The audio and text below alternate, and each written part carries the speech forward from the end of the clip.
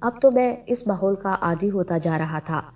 وقت پر کھانا مل جاتا، کھانے وغیرہ سے فراغت ہوتی تو پھر اپنے عمل میں لگ جاتا، لیکن ابھی تو شاید مشکلوں کا آغاز ہوا تھا۔ یہ غالباً 8ویں رات تھی۔ آدھی سے زیادہ رات بیت چکی تھی کہ مندر چیخوں سے گونج اٹھا۔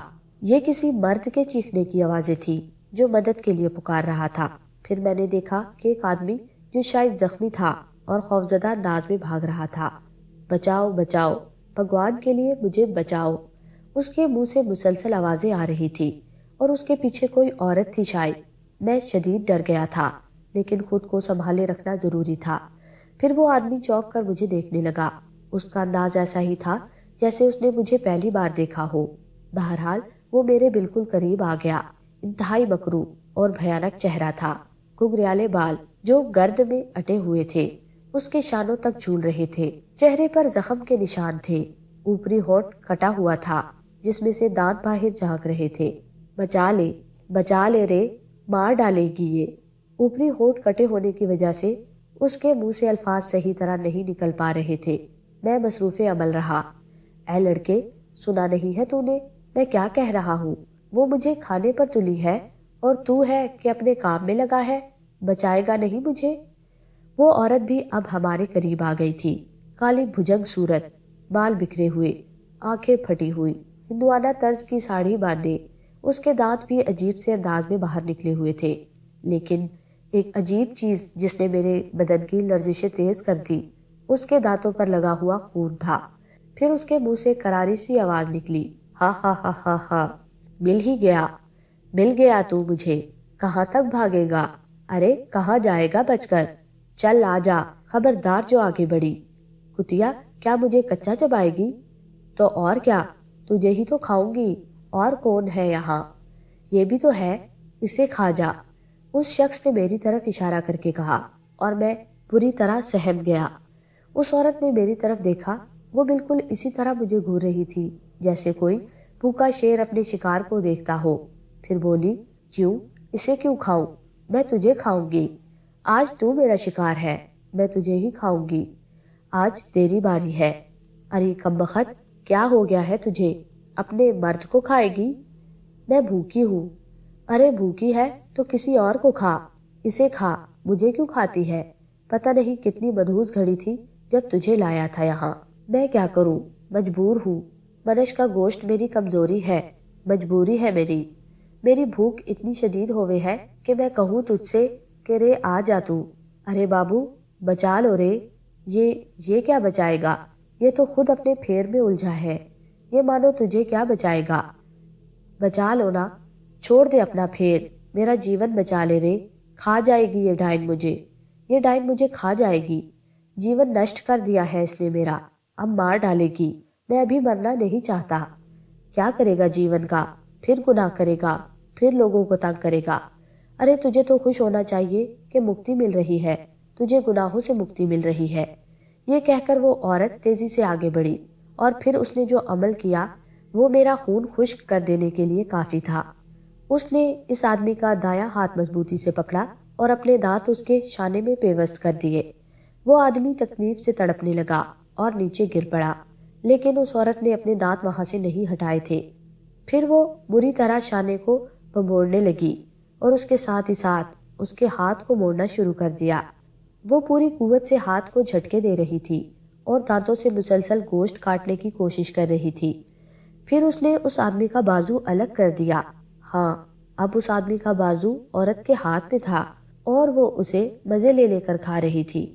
وہ آدمی شدت کرب سے زمین پر تڑپ رہا تھا۔ میرا حال یہ تھا کہ کاٹو تو بدن میں لہو نہ ملے۔ اتنا خوفناک منظر، اتنی وحشت۔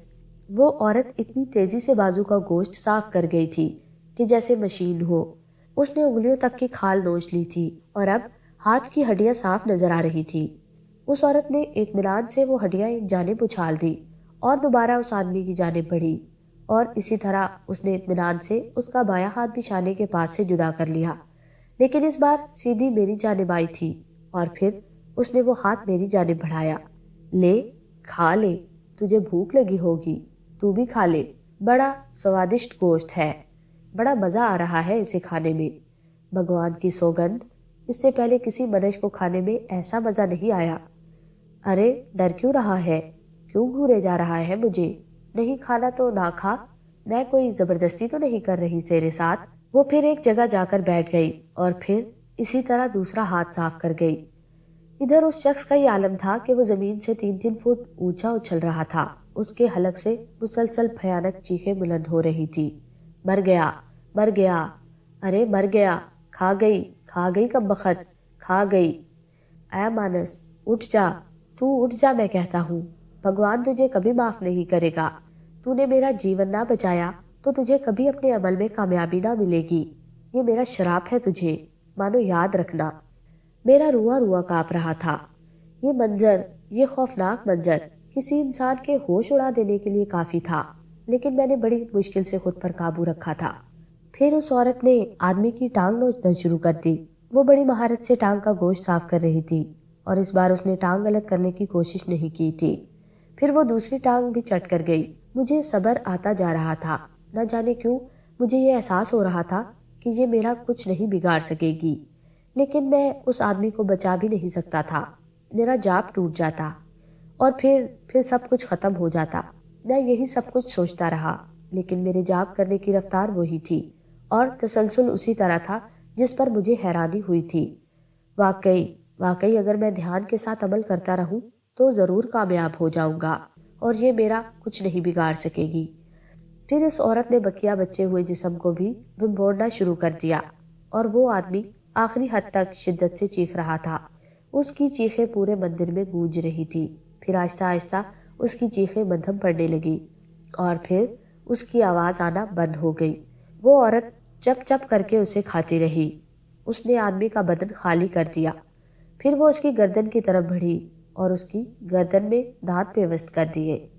آہ، بچا لے، بچا لے، نہیں بچے گا تو بھی، یہ ڈائن تجھے بھی کھا جائے گی۔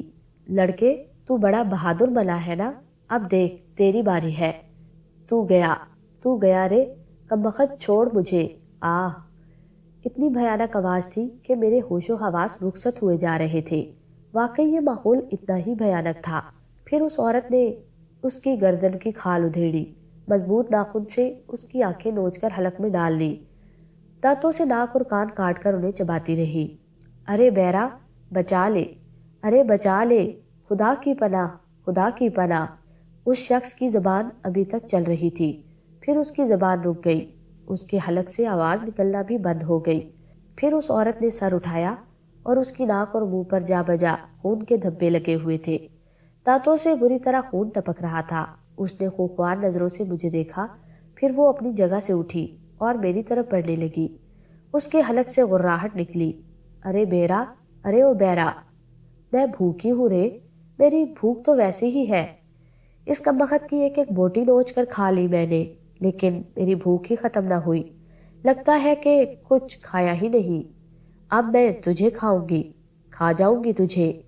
یہ کہہ کر وہ میری جانب بڑھی اور اس کے نوکیلے دانت اور ناخنوں کو دیکھ کر ہی خوف آتا تھا۔ بہرحال اب وہ میری ہی طرف آ رہی تھی۔ اس کی رفتار بہت تیز تھی۔ وہ میرے بالکل قریب آ گئی۔ خوف کے مارے میں نے آنکھیں بند کر لی اور مرنے کے لیے تیار ہو گیا۔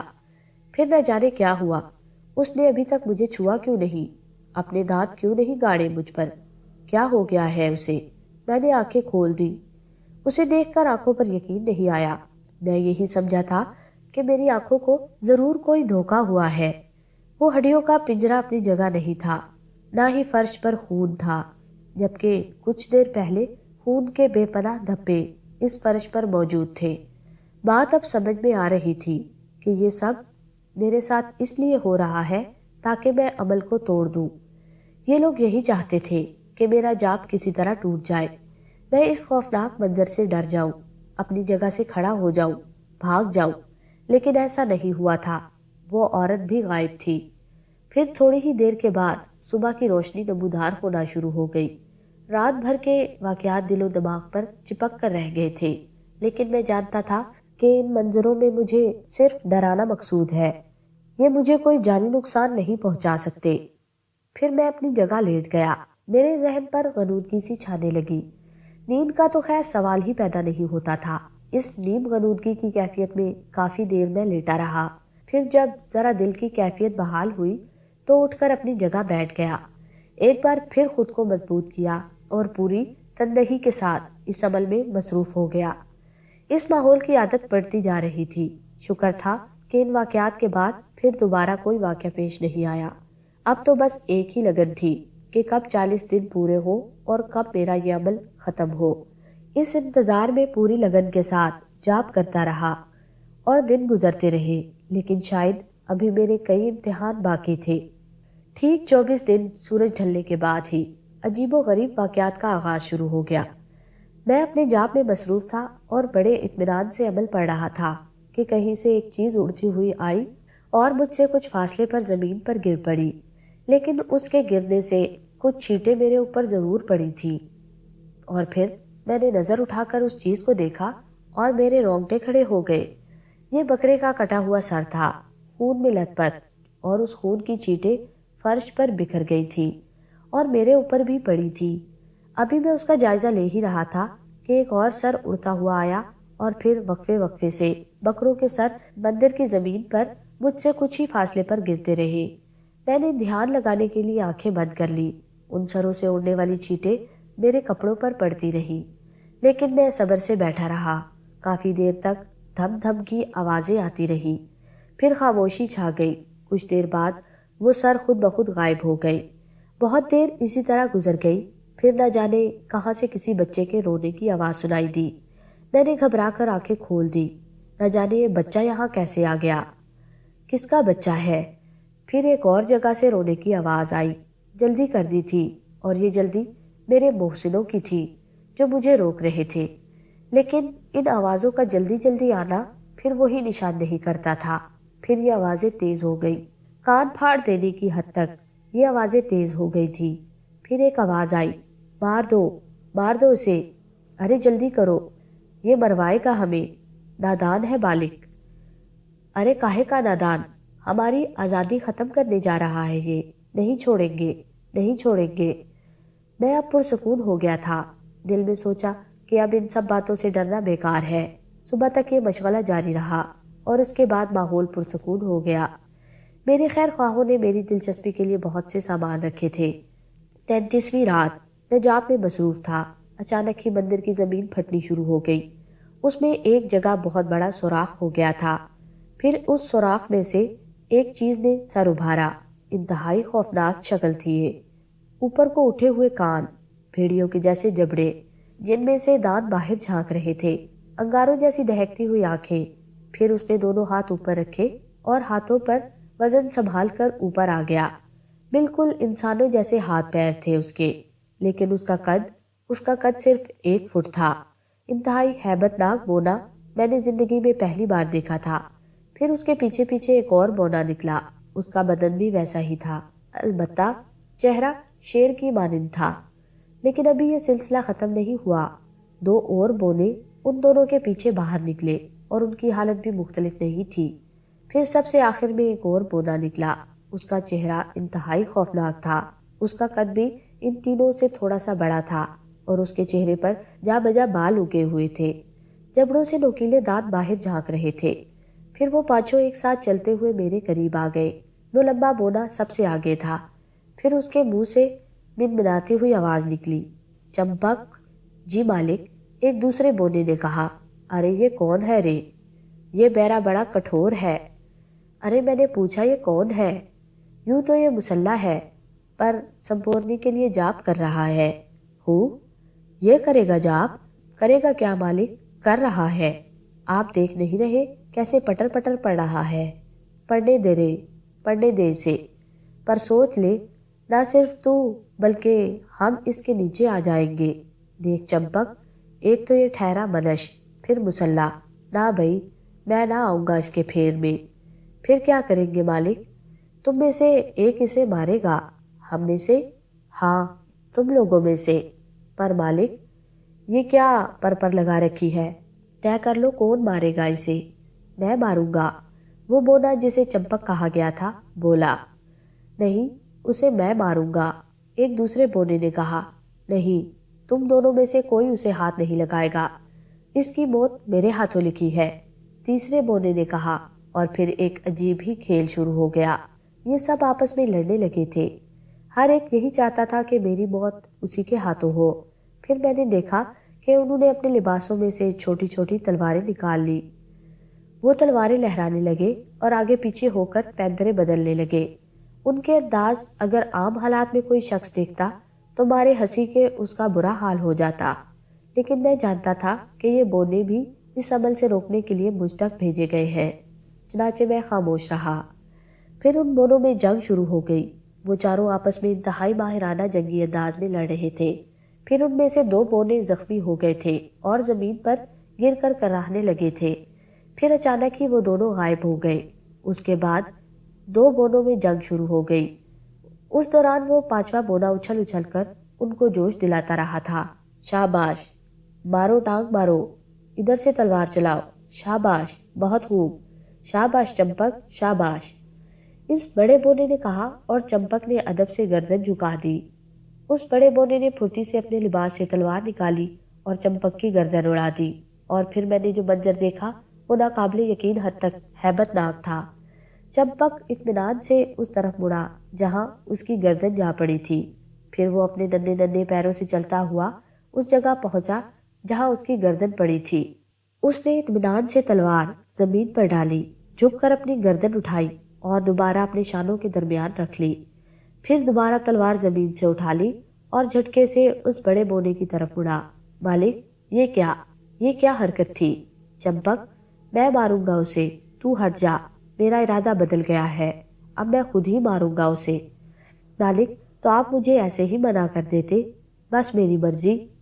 یہ بھی تو منع کرنا ہی ہوا نا؟ اچھا ٹھیک ہے، پھر دیکھتے ہیں کون اسے مارتا ہے۔ یہ کہہ کر چمپک اس بڑے بونے کی جانب لپکا اور ان دونوں میں بھی جنگ شروع ہونے لگی۔ پھر لڑتے لڑتے یہ دونوں بھی شدید زخمی ہو گئے۔ اس کے بعد ایک اور عجیب و غریب منظر دیکھنے میں آیا۔ ان دونوں نے ایک دوسرے کو بیچ سے آدھا آدھا کاٹ دیا، دونوں کے آدھے آدھے حصے زمین پر آ پڑے اور پھر یہ دونوں بھی غائب ہو گئے۔ ابھی میں اس منظر کے سحر میں کھویا ہوا تھا اور سوچ رہا تھا کہ عجیب تماشے دکھائے ہیں میرے میزبانوں نے، اتنے ہیبت ناک منظر، یہ خوفناک چہرے، ان کا انداز، لیکن میں نے محسوس کر لیا تھا کہ ان سب کے پیچھے وہی مقصد ہے، یعنی کسی بھی طرح میرا یہ جاپ ٹوٹ جائے، اس کے پھر میں بھول جاؤں، پر اب شاید یہ ممکن نہیں تھا۔ لیکن پھر مندر کی زمین لرزنے لگی اور میں چونک پڑا۔ اب کیا ہوا؟ شاید زلزلہ آ رہا ہے، میرے حریف شاید ان تمام حربوں سے ناکام ہو کر مجھے زمین میں دفن کرنے پر تل گئے ہیں، اور اس لیے زلزلے کی صورت پیدا ہو گئی تھی۔ لیکن تھوڑی ہی دیر میں زمین کے لرزنے کی وجہ سمجھ میں آ گئی۔ 8-10 جنگلی بھینسیں تیزی سے دوڑتے ہوئے میری جانب آ رہے تھے۔ اس بار میں بالکل خوفزدہ نہیں ہوا تھا، میں نے آنکھیں کھول رکھی تھی۔ کیا ہوگا؟ زیادہ سے زیادہ کیا ہوگا؟ یہ بھینسیں مجھے اپنے طاقتور کھروں سے کچل دیں گے، مجھے اپنے سینگوں پر اچھالیں گے، میں مر ہی جاؤں گا۔ لیکن اب میں مرتے دم تک جاپ کے الفاظ دہرانا چاہتا تھا۔ میں چاہتا تھا کہ میرے دل کی حرکت بند بھی ہو جائے تو اپنے مقصد کی تکمیل کرتے ہوئے، اپنا مقصد حاصل کرتے ہوئے بہرحال یہ بھینسیں میری جانب بڑھے۔ اور پھر بڑی عجیب بات ہوئی، ان جنگلی بھینسوں کا فاصلہ مجھ سے کوئی 1 گز رہ گیا تو اچانک ہی وہ کسی چیز سے ٹکرائی، لیکن وہ کیا چیز تھی؟ کیونکہ میری نظروں کے سامنے تو شفاف منظر نظر آ رہا تھا، اور پھر میں نے دیکھا کہ وہ بھینسیں ٹوٹ پھوٹ گئے، کسی کے سر سے خون بہنے لگا، کسی کے سینگ ٹوٹ گئے۔ بہرحال یہ تماشا کافی دیر تک جاری رہا، اور یہ بھینسیں ٹوٹی پھوٹی ہوئی حالت میں میری طرف بڑھتے اور کسی چیز سے ٹکرا کر پلٹ جاتے، پھر تھک ہار کر وہ بھی غائب ہو گئے۔ بڑی اذیت ناک رات تھی۔ اس کے بعد کوئی خوفناک واقعہ نہیں پیش آیا۔ اب تو صرف ایک ہی لگن تھی کہ بقیہ 10 دن بھی پورے ہو اور میں اس مورتی کا مالک بن جاؤں، اور پھر 40واں دن بھی آ گیا۔ شکر تھا کہ اس کے بعد مجھے کوئی تنگ کرنے نہیں آیا۔ دل میں ایک ہی خوف کا احساس بھی تھا کہ دیکھو آگے کیا ہوتا ہے، لیکن خوشی بھی تھی کہ چلو یہ جاپ تو ختم ہوا۔ بہرحال یہ 40واں دن بھی آہستہ آہستہ اپنا وقت پورا کر رہا تھا۔ میں بھی انتہائی توجہ کے ساتھ جاپ میں مصروف تھا، اور ساتھ ساتھ آگے پیش آنے والے ایسے واقعات کا منظر تھا۔ اس دوران مجھے بہت سے اندازے ہوئے تھے जाप के इन दिनों में मुझे डराने की हर मुमकिन कोशिश की गई थी, लेकिन मेरी तकदीर ने मेरा साथ दिया था और रात की तमीज़ किए बगैर मैंने उसका फेर किया था। न जाने कितनी बार ये अमल दोहराया था। अब तो मुझे ये अल्फाज ऐसे अजबर हो गए थे कि शायद उन्हें ज़िंदगी भर ना भूल पाता। वैसे एक बहुत अच्छा तजुर्बा हुआ था। आम दुनिया में लोग कहते हैं कि जो लोग नए नए लोगों से मिलते हैं उनसे खुश अखलाकी से पेश आते हैं, उनके काम आते हैं और उनसे काम भी लेते हैं, वो दुनिया में कामयाब कहलाते हैं। लेकिन मेरा तो किसी इंसान से पाला ही नहीं पड़ा था। हर लम्हा हर दिन ज़बरदस्त तोहफे मेरे मुंतज़िर रहते, जो मेरे खैर ख्वाहों ने मुझे डराने के लिए, मेरा जाप तोड़ने के लिए भेजे थे। अपने इन मोहसिनों के तोहफों को मैं कभी नहीं भूल सकता। वो मकरू शक्ल की बिल्लियाँ जिनकी गुर्राहट ही आदमी के बदन को लर्जा दे, वो इंसानी आवाज़ों में हंसती थी। उन्होंने मेरा मजाक उड़ाया था, मुझे रोकने की कोशिश की थी। इसके बाद वो मर्द और औरत, आह वो मंजर तो जैसे मेरे दिमाग पर नक्श हो गया था। वो औरत जिस तरह उस आदमी को खा रही थी, उसका अंदाज जानवरों से भी बदतर था। किस तरह उसने उस शख्स की आंखें नोची थी, कान जमाए थे और वो शख्स उसकी ज़बान बिल्कुल सही अल्फाज अदा कर रही थी। हालांकि शुरू में उसके अल्फाज मेरी समझ में नहीं आए तो मैं यही समझा कि शायद होठ कटा होने की वजह से ऐसा है, लेकिन आखिरी वक्त में वो सही अल्फाज अदा कर रहा था।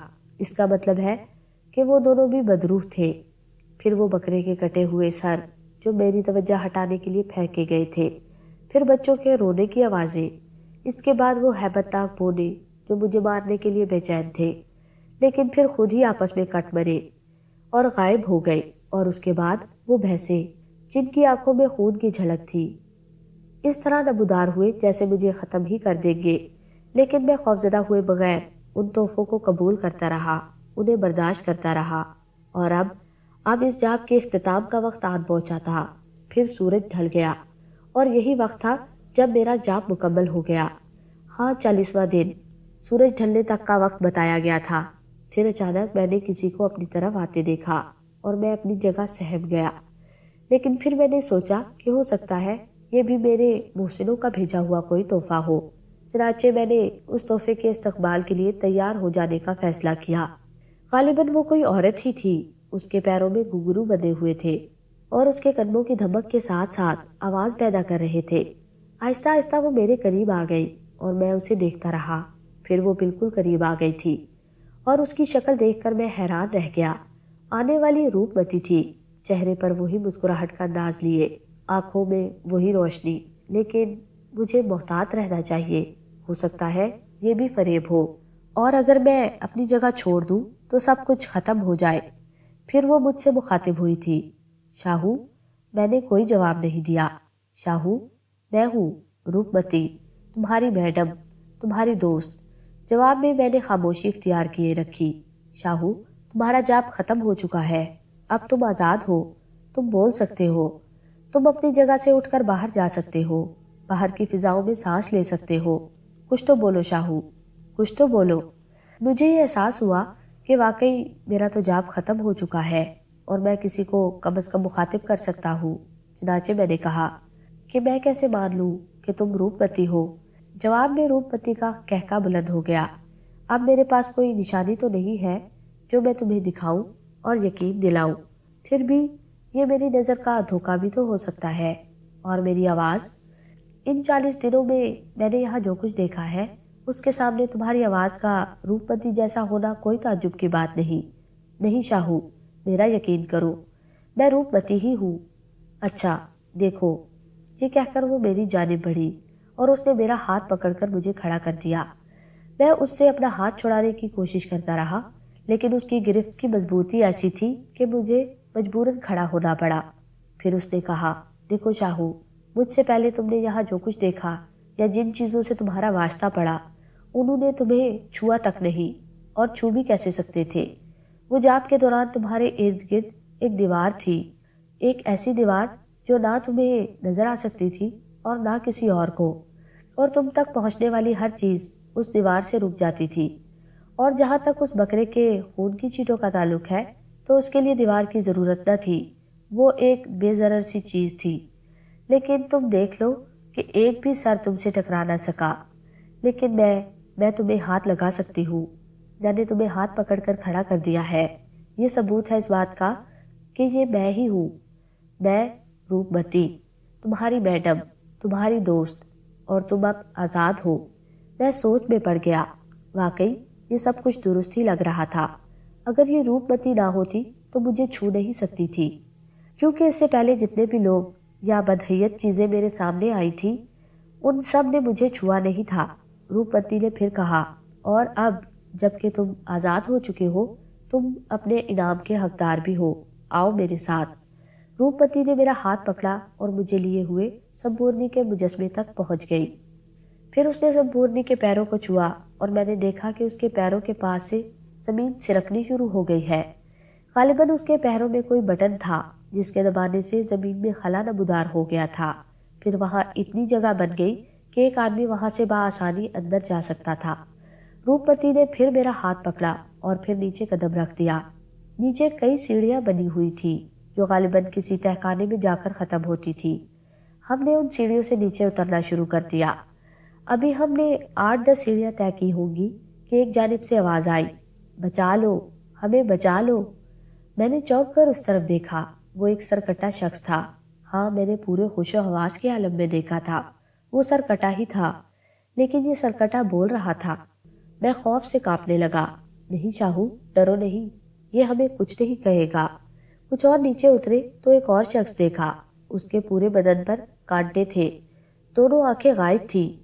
اے لڑکے، بچا لے ہمیں، بڑا نیائے ہوا ہے ہمارے ساتھ، بلکہ ظلم کیا ہے ہم نے اپنے جیون کے ساتھ. بھگوان کے لیے بچا لے ہمارا جیون. میں بہرحال انسان تھا. ڈر تو لگ رہا تھا، لیکن اتنا یقین تھا کہ روپمتی کے ہوتے ہوئے اب مجھے کچھ نہیں ہوگا. نیچے اترنے کے دوران اسی طرح لوگ مجھ سے ٹکراتے رہے. کسی کا سر نہیں تھا تو کسی کے بدن پر کانٹے تھے. کوئی کوڑ کا مریض تھا تو کوئی ہاتھوں سے محروم تھا، لیکن سب کی زبان پر ایک ہی پکار تھی کہ انہیں بچا لیا جائے. پھر ہم تہخانے میں پہنچ گئے. یہاں مدھم روشنی پھیلی ہوئی تھی اور ہر چیز واضح نظر آ رہی تھی. بالکل غار جیسی جگہ تھی، جیسے کسی غار کا اندرونی حصہ ہو. روپمتی بولی، جانتے ہو یہ لوگ کون تھے؟ جواب میں نے نفی میں سر ہلایا. یہ اس مورتی کے حصول کے خواہش مند تھے. کیا؟ ہاں، تم سے پہلے ان لوگوں نے مجھ سے مورتی کے حصول کی خواہش ظاہر کی اور میں انہیں یہاں لے آئی. لیکن یہ سب کمزور دل کے مالک تھے. ان کا دل تمہاری طرح مضبوط نہیں تھا. ان کے اندر اعتماد کی کمی تھی. یہ سب ان چیزوں سے ڈر گئے تھے جو صرف نظر کا دھوکہ تھی.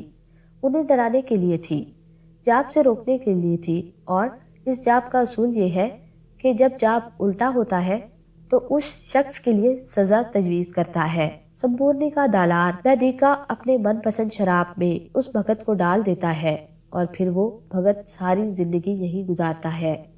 آؤ میں تمہیں ویدیکا سے ملواؤں. وہ مجھے پھر ایک جانب لے چلی. سامنے دیوار ہی تھی اور میں حیران تھا کہ مجھے یہاں کہاں لے جانے کی کوشش کی جا رہی ہے، لیکن جلد ہی بات سمجھ میں آ گئی. اس سامنے والی دیوار میں ایک خلا نمودار ہوا. روپمتی نے مڑ کر مجھے دیکھا اور بولی، آؤ شاہو، میرے پیچھے چلے آؤ. میں اس کے پیچھے پیچھے اس خلا میں داخل ہو گیا. یہاں نسبتاً زیادہ روشنی چھائی ہوئی تھی. اس روشنی میں نے سامنے ہی ایک بہت بڑا مجسمہ دیکھا جو زمین سے تقریباً 5 فٹ اونچا تھا. اس کا پھیلاؤ کوئی 8 فٹ تھا. عجیب سے بے ڈھنگے ہاتھ پاؤں دور تک پھیلے ہوئے تھے. چہرہ انتہائی بھیانک. بدن پر لبادہ تراشا گیا تھا جس میں سے ہاتھ پاؤں باہر نکل کر پھیلتے چلے گئے تھے. روپمتی نے کہا، یہ ویدیکا ہے، سمپورنی کا چہیتا، میرے من کا میت. ہاں، میرے من کا میت. میں نے دیکھا کہ روپمتی کی آنکھوں میں خمار چڑھتا جا رہا ہے. اس کی آنکھیں بار بار بند ہو رہی ہے. پھر روپمتی نے تھرکنا شروع کر دیا.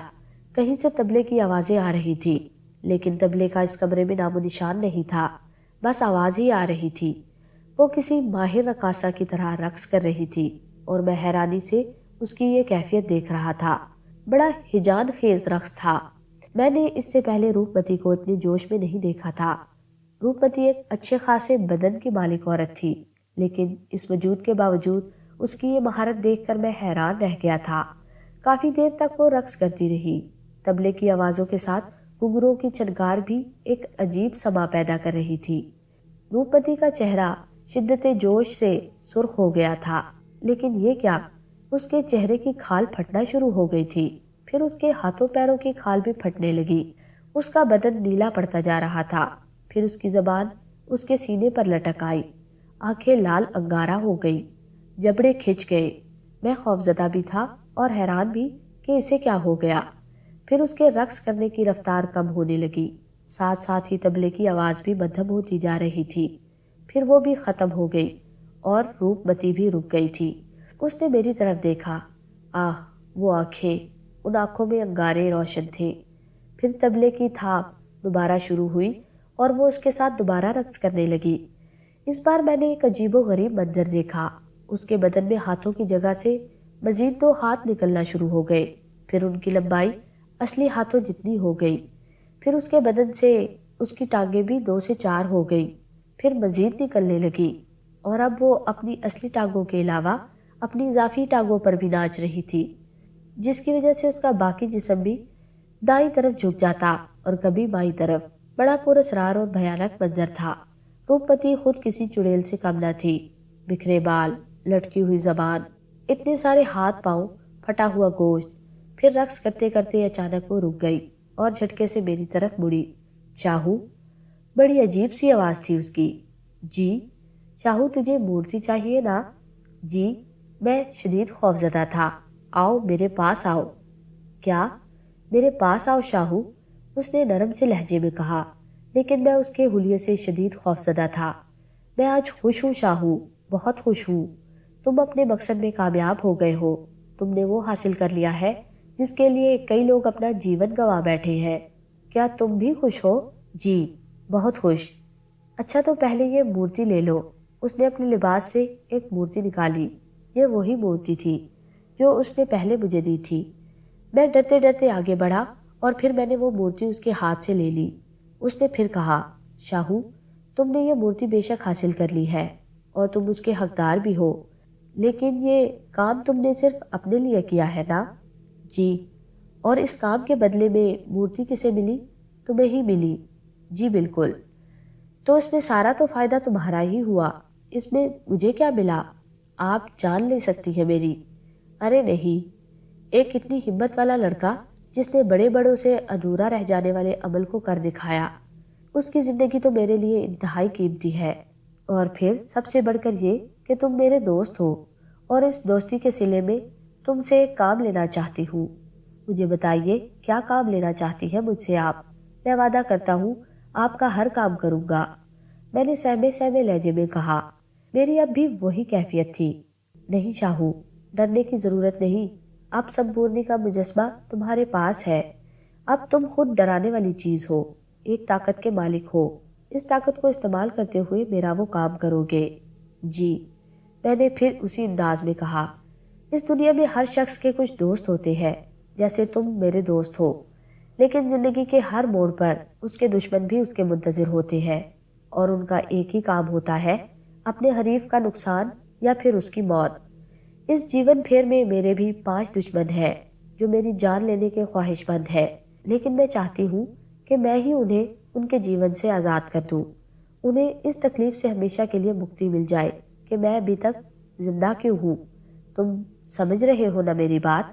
جی میڈم، اور اس کام میں تم میرا ساتھ دو گے، بلکہ ان 5 دشمنوں کو تلاش کر کے تم ہی ان کا خاتمہ کرو گے۔ جی میں نے خوفزدہ سے لہجے میں کہا۔ ہاں، تمہیں میرا کام کرنا ہوگا۔ مجھے اپنے ان 5 دشمنوں کا خون چاہیے، لیکن میں کس طرح؟ میں مسلسل گھبرایا ہوا تھا۔ سمپورنی کی مورتی ہے نا تمہارے پاس؟ بہت بڑی شکتی ہے، اور اس شکتی کا مظاہرہ تم دیکھ بھی چکے ہو۔ ترتیب وار ان دشمنوں کا خیال کرنا، یہ مورتی ان تک تمہیں پہنچا دے گی، اور اس کے بعد کیا کرنا ہے تمہیں خود ہی سوچنا ہوگا۔ مجھے بس ان کا خون چاہیے، اور جب تم ان 5 کا خون میرے پاس لے کر آؤ گے تو پتہ ہے کیا ہوگا؟ کیا؟ یہ سمپورنی کی شکتی کچھ معاملات میں محدود ہے، لیکن ان 5 کے خون لانے کے بعد تم امر شکتی کے مالک بن جاؤ گے۔ میں تمہیں وہ شکتی دوں گی کہ پھر شاید تم سے بڑا شکتیمان کوئی نہ ہوگا۔ پھر اس نے بیدیکا کے مجسمے کے نیچے رکھا ہوا ایک پیالہ اٹھایا۔ اس پیالے میں ایک عجیب سا سیال تھا۔ اس کا رنگ بالکل سفید تھا اور یہ بالکل پانی ہی کی طرح کا تھا، لیکن پانی سے گاڑھا تھا۔ اس نے وہ سیال میرے منہ پر ڈال دیا۔ جا بالک، تیری وجے ہو، سمپورنی کی شکتی تیرے ساتھ ہے، روپمتی کا آشیرواد تیرے ساتھ ہے، وجے تیرا مقدر ہے، تیری وجے اوش ہوگی، تیری وجے ہوگی۔ روپمتی بلند آواز میں کہتی رہی، لیکن میں خاموش رہا، اور اس خاموشی کی وجہ آنکھوں میں ہونے والی شدید جلن تھی جس نے مجھے بے چین کر دیا تھا۔ میں اپنی بے چینی کا اظہار روپمتی کے سامنے نہیں کرنا چاہتا تھا، لیکن پھر یہ جلن شدید ہو گئی اور میں نے دونوں ہتھیلیاں آنکھوں پر رکھ لی۔ مورتی میرے بائیں ہاتھ کی انگلیوں میں دبی ہوئی تھی۔ کافی دیر تک میں اپنی آنکھیں ملتا رہا۔ یہ شاید اسی پانی کا اثر تھا جو روپمتی نے میرے چہرے پر ڈالا تھا۔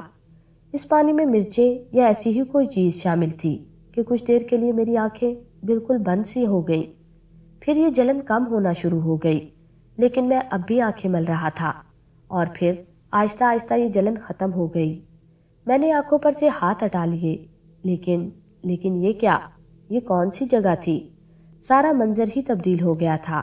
اب نہ وہ مندر تھا، نہ بدیکا کا مجسمہ، نہ روپمتی میرے سامنے تھی، بلکہ میں ایک میدانی ڈھلان میں کھڑا تھا۔ ایک ایسا میدانی ڈھلان جس میں مختلف قسم کے خودرو پودے اگے ہوئے تھے۔ کہیں کہیں لمبی گھاس ان پودوں کے درمیان جھانک رہی تھی۔ دور دور تک کھلا میدان نظر آتا تھا۔ کافی دور ایک سڑک نظر آ رہی تھی اور میں اس سڑک کی جانب چل پڑا۔ دل میں یہی خیال تھا کہ کسی طرح اس سڑک تک پہنچ جاؤں اور کسی ایسے شخص کو تلاش کروں جو مجھے کسی آباد علاقے کا رستہ بتا دے یا مجھے وہاں تک لے جائے۔ چنانچہ میں وہاں سے چلتا رہا اور پھر اوپر پہنچ گیا۔ یہ ایک شفاف سڑک تھی۔ دور دور تک کسی آدم ذات کا نام و نشان نہ تھا۔ سڑک کی دوسری طرف بھی ایسی ہی ڈھلان تھی۔ بہرحال کافی دیر تک اسی طرح میں کھڑا رہا۔ پھر ایک جانب سے دھول اڑتی نظر آئی۔ غالباً کوئی گاڑی اس طرف آ رہی تھی۔ پھر میرا اندازہ درست نکلا، کیونکہ اس دھول میں سے ایک گاڑی برآمد ہوئی۔ دراصل یہ وہ مٹی اور دھول تھی جو اس سڑک کے کناروں پر موجود تھی، اور تیزی سے گزرنے والی گاڑیاں اس دھول کو اڑاتی ہوئی گزرتی ہوں گی۔ بہرحال میں اس بات کے لیے تیار ہو گیا تھا کہ میں اس گاڑی کو ضرور روکوں گا۔ چنانچہ میں سڑک کے درمیان میں آ گیا۔ البتہ اتنی جگہ میں نے ضرور چھوڑ دی تھی، اگر گاڑی والا مجھے نہ دیکھ پائے تو میں ایک طرف ہو جاؤں تاکہ محفوظ رہوں۔ پھر میں نے دونوں ہاتھ اٹھا دیے اور زور زور سے اس انداز سے ہلانے شروع کر دیے جیسے میں مدد چاہتا ہوں۔ پھر اس گاڑی والے نے شاید مجھے دیکھ لیا تھا، کیونکہ اس کی گاڑی کی رفتار کم ہونا شروع ہو گئی۔ ایک گاڑی میرے قریب آ کر رک گئی۔ یہ بالکل نئی چمکتی ہوئی کار تھی۔ پھر اس میں سے ایک آدمی باہر نکلا۔ اچھا خوش شکل آدمی تھا، رنگ گورا، خوبصورت لمبے بال جو شانوں تک چلے گئے تھے، آنکھوں میں سنہری فریم کی اینک، گلے میں چین پڑی تھی، جدید تراش خراش کا لباس پہنے ہوئے، دیکھنے دکھانے والی چیز تھی۔ اس نے کہا، آپ یہاں اس تنہا ویرانے میں کیا کر رہے ہیں؟ کچھ نہیں، ایک مسافر ہوں۔ راستہ بھول گئے ہیں کیا؟ جی۔ لیکن آپ کے پاس کوئی سواری نہیں ہے؟ نہیں جی، میں شہر جانے والی بس میں سوار ہوا تھا۔ پھر بس ایک جگہ رکی، سب نیچے اتر کر ادھر ادھر گھومنے لگے۔ میں بھی ایک درخت کے نیچے بیٹھ گیا۔ میری آنکھ لگ گئی۔ آنکھ کھلی تو بس جا چکی تھی۔ اوہ، یہ تو بہت برا ہوا۔ ہاں جی، شہر جانا چاہتا ہوں۔ کیا آپ میری مدد کریں گے؟ ہاں، کیوں نہیں۔ میں شہر ہی کی طرف جا رہا ہوں، میرے ساتھ چلیں۔ شہر میں آپ جہاں بھی کہیں گے آپ کو اتار دوں گا، اس نے کہا اور ڈرائیونگ سیٹ کے ساتھ والا دروازہ کھول دیا۔ میں اس کے ساتھ گاڑی میں بیٹھ گیا۔ پھر اچانک اس نے کہا، آپ کا سامان وغیرہ؟ وہ بس میں ہی تھا۔ سامان کے ذکر سے مجھے مورتی کی یاد آ گئی جو میں نے اندرونی لباس میں چھپا لی تھی۔ اوہو، یہ تو بڑا برا ہوا۔ آپ کا پرس وغیرہ تو ہے نا آپ کے پاس؟ جی نہیں۔ تو کیا وہ بھی اس سامان کے ساتھ؟ جی ہاں، بالکل۔ تو پھر اس بس کو تلاش کرنا ہوگا، اور اگر سامان نہ ملا تو اس کی رپورٹ کرنا ہوگی۔ چھوڑے صاحب، اب جو ہونا تھا وہ ہو گیا، لیکن پھر بھی کوئی اہم کاغذ، کوئی ایسی دستاویز جو اہم ہو اور جس کے لیے رپورٹ کرنی پڑے؟ نہیں صاحب، اس سامان میں صرف میرے کپڑے اور کچھ پیسے تھے۔ چلو، یہ بھی غنیمت ہے۔ بہرحال برا ہوا، بہت برا ہوا۔ تم کہو تو اس سامان کے حصول کے لیے میں کوشش کروں؟ نہیں صاحب، آپ کیوں تکلیف کرتے ہیں؟ جانے والی چیز تھی، چلی گئی، اب اس کا کیا غم کرنا؟ تمہارا نام نہیں پوچھا میں نے ابھی تک، ویسے تمہارا نام کیا ہے؟ شاہو۔ شاہو ہے جی میرا نام، مجھے دلاور خان کہتے ہیں۔ شاہو، تم رہتے کہاں ہو؟ کیا اسی شہر میں؟ نہیں جی، اس شہر میں تو میں ایک اجنبی کی حیثیت سے جا رہا ہوں، میں تو جمال پور کے ایک علاقے شاہ بستی میں رہتا ہوں۔ اچھا، آپ کے والد کیا کرتے ہیں؟ والد نہیں ہے، اور والدہ؟ وہ بھی نہیں ہے، بڑا افسوس ہوا سن کر، آئی ایم سوری۔ جواب میں خاموش رہا۔ آپ پڑھتے ہیں؟ نہیں جی۔ پھر کوئی کام وغیرہ کرتے ہیں؟ جی ہاں، ایک دکان پر ملازم ہوں۔ اچھا اچھا، پھر وہ خاموش ہو گیا۔ کافی دیر تک اسی طرح خاموشی چھائی رہی، پھر اس نے کہا، فیروز آباد میں کہاں قیام کریں گے؟ اس نے پوچھا، اور پہلی بار مجھے اس شہر کا نام پتا چلا جہاں ہم جا رہے تھے۔ میں نے کہا، وہاں میرا کوئی جاننے والا نہیں ہے۔ پھر آپ کے پاس تو اب پیسے بھی نہیں ہیں۔ جی، میں نے افسردہ لہجے میں کہا۔ آپ ایسا کیوں نہیں کرتے کہ میرے ہاں قیام کریں؟ بلکہ یہی مناسب رہے گا۔ جی، آپ کا یہ احسان ہی بہت ہے کہ آپ مجھے شہر تک لے جا رہے ہیں، ورنہ میں تو ان بیابانوں میں ہی سر ٹکراتا پھرتا۔ اس میں احسان والی تو کوئی بات نہیں ہے، بحیثیت انسان یہ میرا فرض ہے، اور اگر کوئی شخص یہ سب نہیں کرتا تو میں یہ سمجھتا ہوں کہ وہ انسانیت سے خارج ہے۔ چنانچہ آپ کے لیے بہتر یہی ہے کہ آپ کچھ روز میرے ہاں قیام کریں، جس مقصد کے لیے آپ یہاں آئے ہیں اسے پورا کیجیے اور پھر اپنے شہر روانہ ہو جائیے۔ جی، میرے خیال میں… خیال وغیرہ آپ چھوڑیں، آپ کو اب میرے گھر ہی رہنا ہوگا۔ اللہ کا دیا میرے پاس سب کچھ ہے، آپ کو وہاں کوئی تکلیف نہیں ہوگی، اور ہاں، رقم وغیرہ کی پرواہ بھی نہ کیجیے۔ میں اس کو کیا جواب دیتا؟ خاموشی رہا۔ پھر کافی فاصلہ طے کرنے کے بعد گاڑی شہر میں داخل ہو گئی۔ گاڑی کچھ دیر مختلف سڑکوں پر دوڑتی رہی۔ راستے میں مجھے اندازہ ہوا کہ چھوٹا سا شہر ہے، لیکن صاف ستھرا ماحول ہے۔ سڑکیں خوبصورت ہیں، چاروں طرف ہریالی ہی ہریالی چھائی ہوئی ہے، چھوٹے چھوٹے بازار ہیں، بڑا ہی پرسکون ماحول ہے۔ زندگی میں ایک عجیب سی تبدیلی آئی تھی، کہاں وہ شاہ بستی اور کہاں یہ ماحول۔ اتنی بڑی تبدیلی، بہرحال اس تبدیلی سے اب تک پریشان رہا تھا، لیکن اب کچھ سکون محسوس کر رہا تھا۔ اب مجھے ایک مقصد مل گیا تھا، ساتھ ساتھ ہی طاقت بھی دے دی گئی تھی، ایک ایسی طاقت جو بہرحال ایک حیثیت رکھتی تھی، اور یہ شخص تو میرے لیے فرشتہ ہی ثابت ہوا تھا۔